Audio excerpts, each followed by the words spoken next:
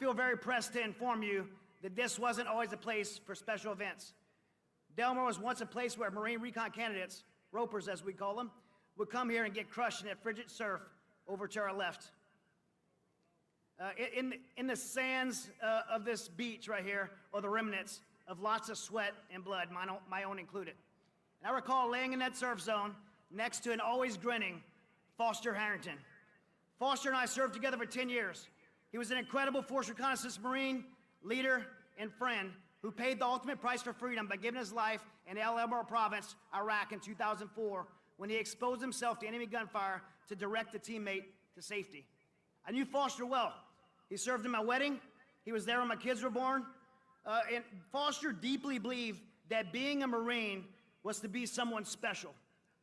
He believed that being a Marine allowed you the opportunity to do something special, something more important to yourself, for your nation, and for those around the world who couldn't defend themselves. You all felt that same sacred feeling when the moment your drill instructor pressed that EGA into your palm of your hand when you finished your crucible. And I think back of Foster's life, his service, his sacrifice, and so many warriors like him who came before us, Marines in Belleau Woods and Iwo Jima, Incheon and Kaesong, Ramadi, Helmand Province, all those who rose to the occasion in every battle our nation has engaged in since 1775.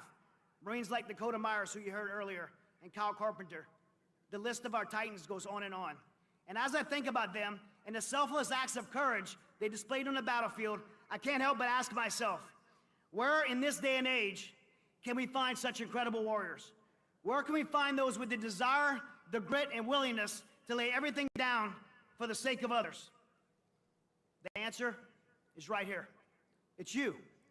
Because I truly believe that inside the heart of every Marine and Fleet Marine Force sailor is the same warrior spirit that led Foster Harrington outside of cover and concealment to lead a fellow Marine to safety. Now, I don't know what that does for you, but I can tell you what it did for me. In 2003, I had the opportunity to serve on a contract with the JSOC Task Force, and over the following years, I did 8 consecutive deployments to Afghanistan. It was the honor of my life to get to represent the reconnaissance community and the Marine Corps at what I believe to be our premier special operations unit in the world. And over my time there were some great successes that I'm very proud of, but there was also some hard losses. I lost a number of friends, some Americans and some Afghan teammates. We have many wartime allies that we served alongside with, especially in Afghanistan, like my brother Aziz, who I did all my deployments with, who's right here in this crowd, and I'm thankful for him, and our wartime allies that served alongside of us.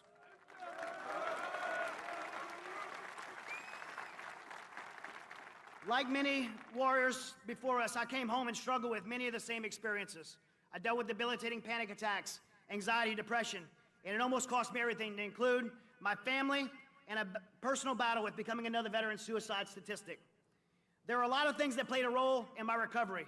Friends, family, getting active again, but nothing was more profound than the restoration of my faith and committing my life to Jesus. The Marine Corps calls this our spiritual pillar, and is the foundation of our pillars of resiliency. And through that decision, I found restoration, I found hope, and I found purpose.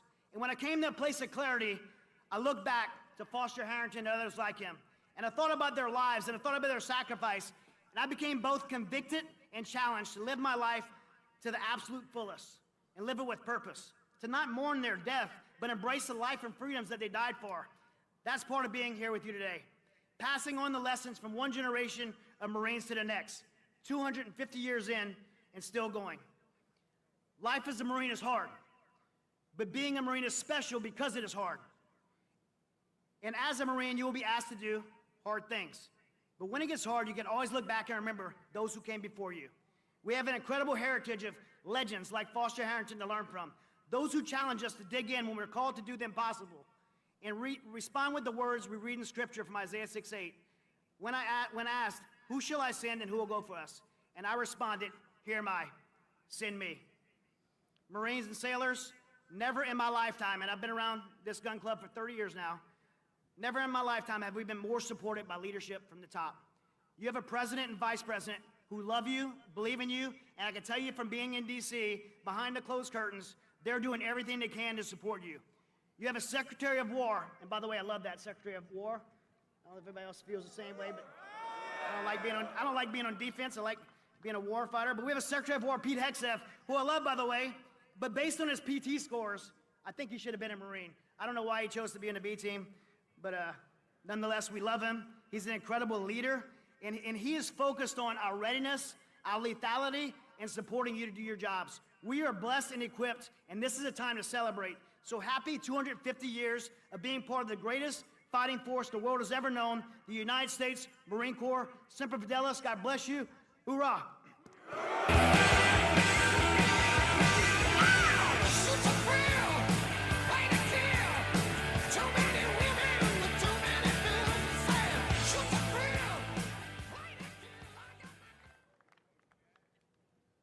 You can only pick one branch. Which one are you taking? Marine Corps. Marines, Marines, Marines, Marine, Marines, Marines, Marines, Marines, Marine, Marines, Marines, Marines, Marines, Marines, Marine Corps, Marines, Marine, Marines, and of course.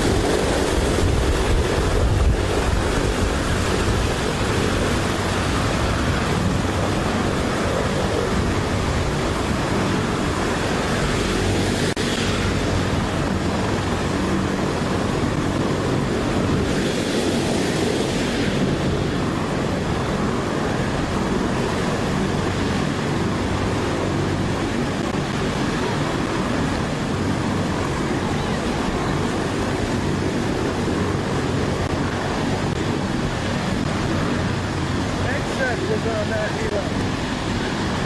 See that? Yeah.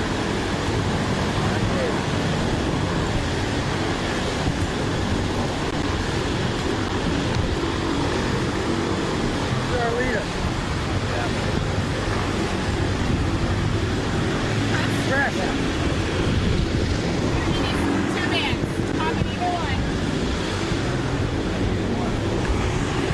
Tell them that.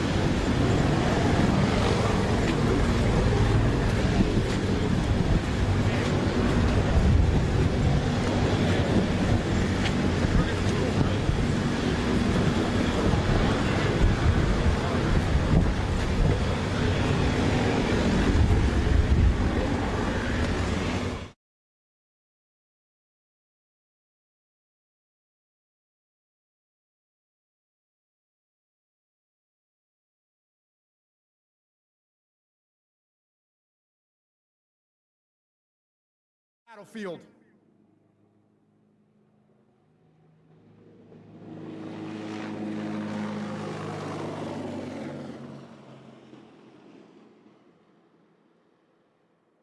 And we will never forget them. And that is one of the reasons why I consider Marines to be my brothers. But there is another reason. And the other reason is actual brotherhood. Because you see, Mark Lee, the first SEAL killed in Iraq, his brother, Chris Lee, he was a Marine. And Ryan Job, one of my other SEALs in Ramadi, who was shot in the face, was gravely wounded, and who later died of his wounds, his brother, Aaron Job, he was a Marine. And finally, Michael Mansour, another SEAL with us in Ramadi,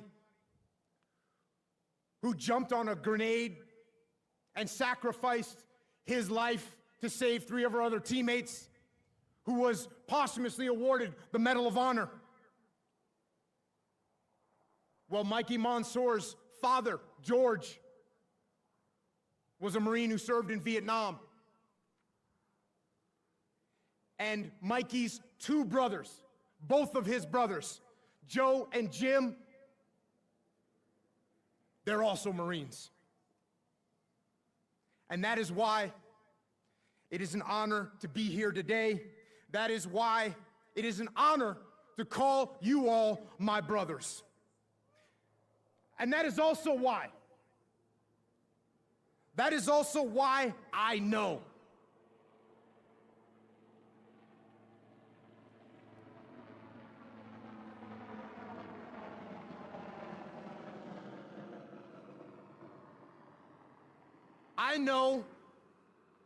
that despite all the people that fear the rise of evil in the world, despite all the people that are concerned about the future of freedom, and despite all the people that are concerned about the fate of our great nation, I can tell you this: I am not concerned at all. Because I know that no matter what happens, there are some men, there are a few good men and women called Marines. And I know that you will never back down. I know that you will never surrender. I know that you will uphold the ideals of this blessed country. And I know that with fire and steel and sweat and blood, you, every one of you, will uphold the heroic ideals of the United States Marine Corps. And that's what I got, Devil Dogs. Happy birthday, guns up, Semper Fi!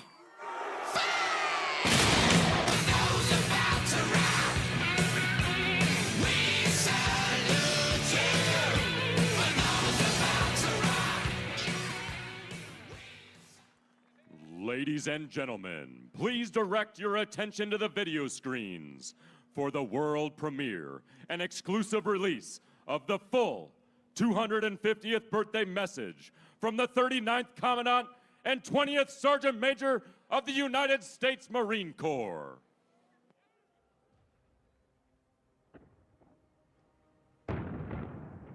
Since the birth of the Corps, we have answered the call.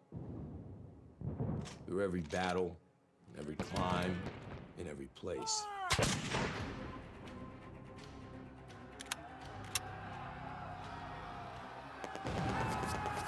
No matter the odds, no matter the obstacle.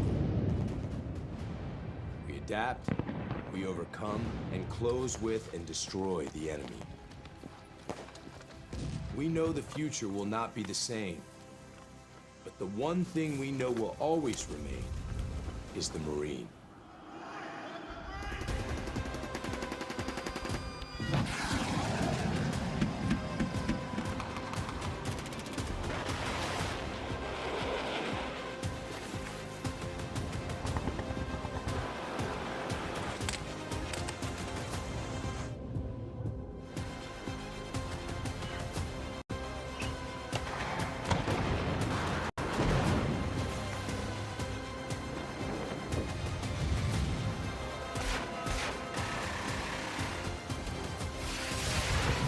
For 250 years, we have formed ranks and held the line.